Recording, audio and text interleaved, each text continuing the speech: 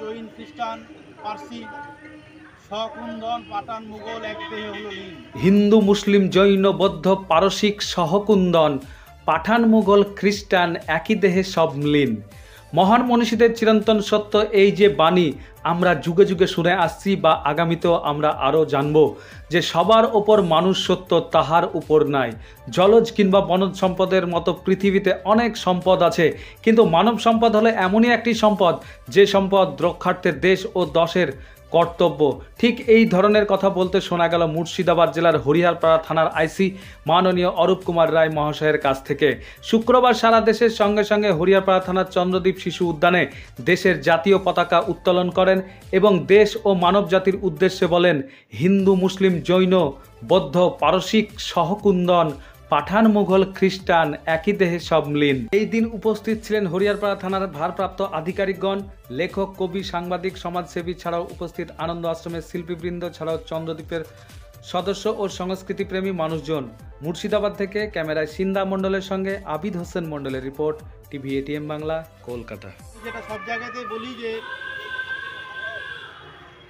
দেশ শুধুমাত্র কিছু বাউন্ডারি লাইন নয়, কিছু পাহাড়, পর্বত, নদী, নালা নয়। এগুলো যেমন আছে, দেশের সবথেকে বড় সম্পদ হচ্ছে মানব সম্পদ। এবং মানব সম্পদ মানে প্রত্যেকটি মানুষ, সেখানে কোনো বাদ বিচার নেই। হিন্দু, মুসলমান, বৌদ্ধ, জৈন, খ্রিস্টান, পার্সি, সকুন্দন, পাঠান, মুঘল এক দেহে হলো লীন।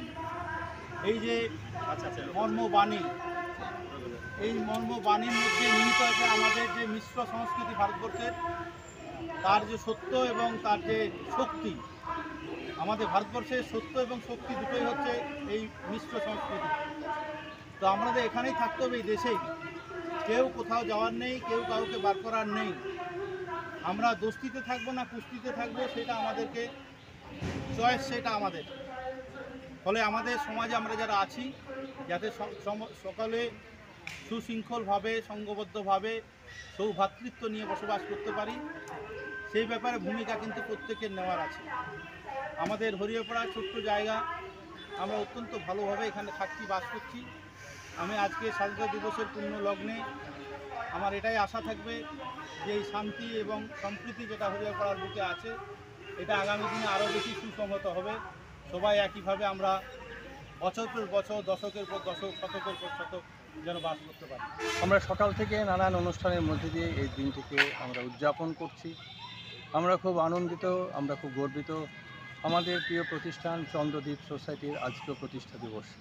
1995 সালের 15ই আগস্ট এই দিনে এই চন্দ্রদ্বীপ সোসাইটির সূচনা। অনেকটা বছর আমরা অতিক্রম করেছি। আমরা একটার পর একটা কর্মসূচি নিয়ে থানা, মানুষ, এলাকার মানুষ, সমস্ত প্রশাসনের মানুষ সকলকে মিলে হাতে হাত ধরে একটার পর একটা উন্নয়নমূলক কর্মসূচির মধ্যে দিয়ে আমরা এগিয়ে গেছি। 15ই আগস্ট একটি করে ভাবনা, একটি করে উন্মাদনা।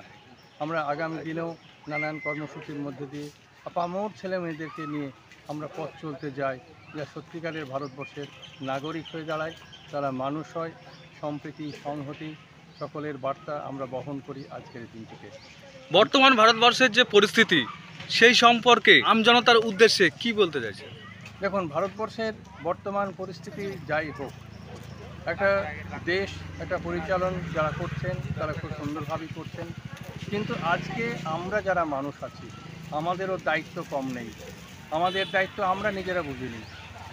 আমাদের উন্নয়ন আমরা নিজেরা করি।